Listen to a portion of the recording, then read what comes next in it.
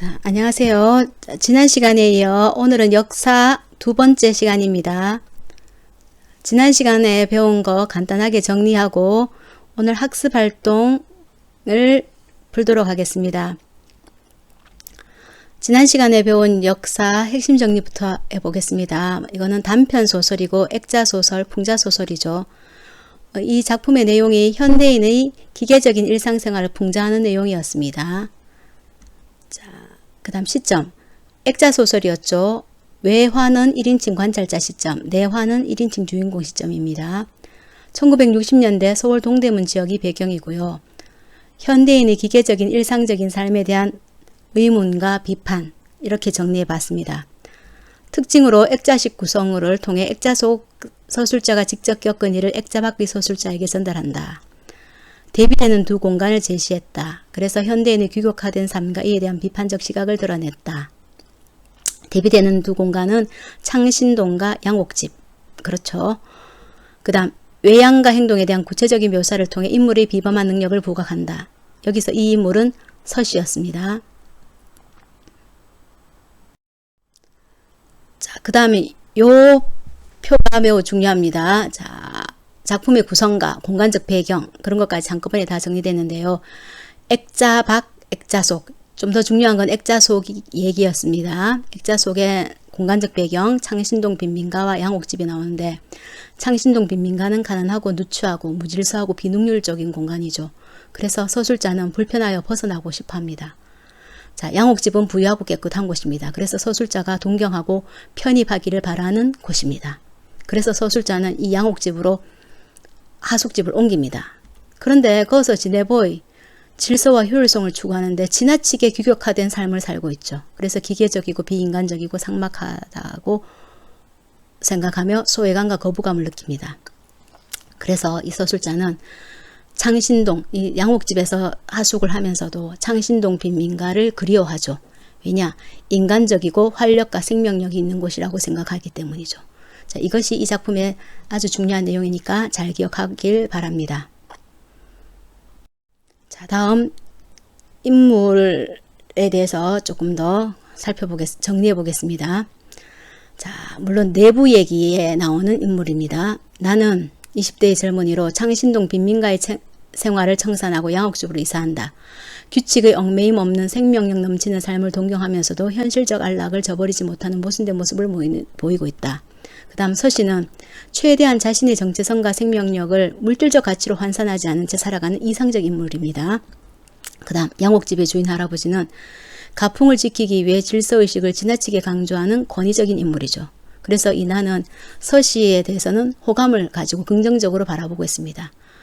주인 할아버지에 대해서는 기계적인 규칙에 적응하지 못하고 비판적으로 보고 있죠. 그러면 이제까지 배운 걸 바탕으로 교과서의 학습 활동을 정리하겠습니다. 36쪽 펴기 바랍니다. 36쪽 1번, 네 1번. 나가 서씨를 어떻게 바라보고 있는지 찾아 적어보자. 자, 이거는 교과서에 그대로 나와 있죠. 사람 좋게 웃는다. 아침 일찍 나가고 늦게 돌아오는 일을 하고 있다. 부지런하다. 착한 사람의 전형이다. 가난한 사람답지 않게 눈이 빛난다. 친밀한 눈빛. 주량도 크다. 역사라는 것을 알게 된 이후에는 감탄과 두려움을 느낀다. 이 두려움이라는 것은 부정적인 두려움이 아니고, 그죠? 보통 사람과 다른 것에서 느끼는 어떤 경외감, 그런 거겠죠. 그 다음 2번. 서씨가 나를 데리고 동대문에 간 까닭과 밤에 동대문 성벽에 돌을 옮기는 이유. 이것도 수업을 하면서 다 살펴봤던 겁니다. 이렇게 정리해 보겠습니다. 나를 데리고 동대문에 간 까닭은 아무에게도 말하지 않았던 자신의 존재를 드러내기 위해죠. 그죠? 그 다음 일단 그러면 왜 나냐? 나랑 가까워졌기 때문에. 그리고 또 드러냄으로써 인정받고 싶은 마음도 있었겠죠. 그 다음에 돌을 옮기는 이유는 교과서에 그대로 나와 있습니다. 밑에서 두 번째 줄. 자신의 힘이 유지되고 있다는 것을 손주들에게 알리기 위해서죠. 자, 다음 3번입니다. 서술자인 나가 이야기를 전달하는 방식의 특징과 효과를 적어보자. 서술자인 나가 이야기를 전달하는 방식, 간단하게 말하면 1인칭 주인공 시점이죠. 나가 자신의 내면 심리, 타인에 대한 생각과 판단까지 독자들에게 직접 말해줍니다. 그럼 이건 어떤 효과가 있느냐? 나가 경험하고 본 일을 독자에게 전달해주고 있어서 신빙성을 느끼게 한다. 나가 소설자가 경험한 거니까 그걸 전달한 소설자가 작품 속에 나오니까 그죠? 여기 나온 등장인물이 겪은 거다. 신빙성을 느끼게 한다. 그거고요. 그 다음 나의 감정을 그대로 읽기 때문에 나의 감정 등을 그대로 전달받아 독자가 빠르게 감정이입을 할 수 있다. 이런 효과가 있습니다.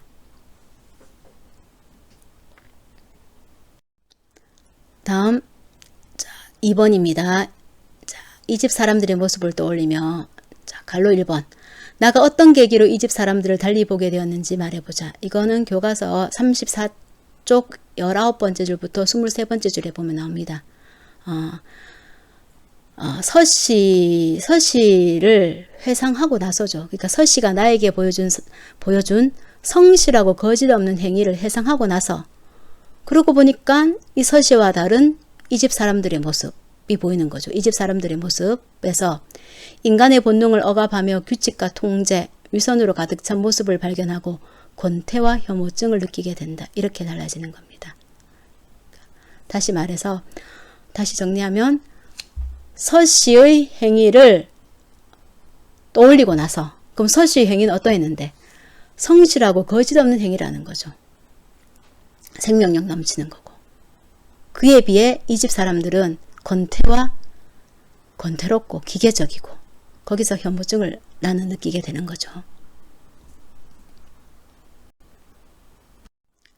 자, 다음 2번 나의 기타가 방잉의 구석에 기대어져 있게 된 이유를 말해보자. 자, 이것도 교과서에 35쪽 첫 번째 줄부터 세 번째 줄에 나와 있는데요. 흥이 나지 않아서 라고 나와 있습니다. 흥이 나지 않아서. 그럼 왜 흥이 나지 않느냐? 기타는 내가 치고 싶을 때 치고 뭐 그런 건데 딱 시간이 기계적으로 정해져 있는 거죠. 이 집 사람들의 가풍이 적용되어 기타를 칠 수 있는 시간이 기계적으로 정해져 있기 때문에 흥이 안 난다. 그래서 연주를 하지 않게 되었다. 이렇게 정리하겠습니다.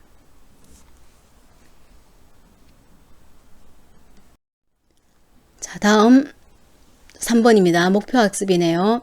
자, 서씨와 이 집 사람들에 대한 나의 생각을 바탕으로 다음 빈칸을 채워보자. 자, 서씨에 대한 첫인상. 이거는 역시 교과서에 그대로 나와 있는 대로 뭐 낯선 사람이었고 처음에는 나에게 그냥 가난한 노동자고 그냥 선한 인상을 가진 사람이었는데 엄청난 힘에 감탄과 무서움을 느낀다. 이 무서움이라는 건 아까도 말했지만 부정적인 게 아니라 보통 사람과 다른 어떤 그런 두려움, 그 경외감이라고 하죠. 그런 경외감, 그런 것을 가지게 되고 호감을 가집니다. 호감을 계속 유지하고 있고 이건 바뀌었다고는 할 수 없겠네요. 그죠? 호감을 계속 가지는 거니까. 그 다음에 이 집 사람들은 문화인으로서 내가 존경하고 희구하는 내가 바라는 그런 삶이죠. 그죠? 그런 사람의 모습입니다. 그렇지만 바뀐 인상, 권태와 혐오증을 느끼게 되죠. 자, 그 다음 4번은 모둠 활동입니다. 요거는 각자 해보는 걸로 하고 넘어가겠습니다. 자, 5번 보겠습니다. 5번도 모둠 활동인데 하나만 짚어볼게요. 다음 광고를 참고하여 아래 활동을 해보자. 자, 위의 그림 무엇이 다릅니까? 하면서 나오고 조금 더 펼쳐보니까 편견을 접어버리세요 라고 나오죠. 그죠? 밑에 작은 글귀를 보니까 많은 장애인들이 편견에 가로막혀 고용의 기회를 놓치고 있습니다. 장애인도 비장애인과 같은 능력을 갖고 있습니다.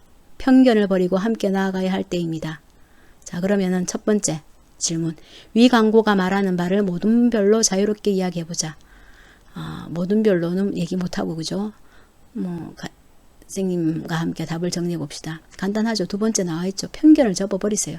편견 없는 눈으로 봐야 한다. 그 얘기입니다. 종이를 접으면 편견을 접으면은 다르지 않다. 장애인도 다르지 않다. 그 얘기지 않습니까? 그죠? 편견을 없애라. 편견을 접어버리라는 표현이네요. 나머지 2번, 3번은 각자 해보는 걸로 하겠습니다. 자, 마지막으로 39쪽 보겠습니다. 39쪽이 이야기 더하기에서 밑에 거 작가 이야기가 있습니다. 자, 역사라는 소설을 쓴 작가 김승옥에 대해서 보면 1960년대 발표한 여러 소설들, 자 1960년대 소설을 많이 발표하고 감수성의 혁명이라는 수식어를 얻었다. 그래서 셋째 줄에 예리한 관찰력을 바탕으로 유머와 냉소를 함께 표현하는 문장 감각을 선보였다.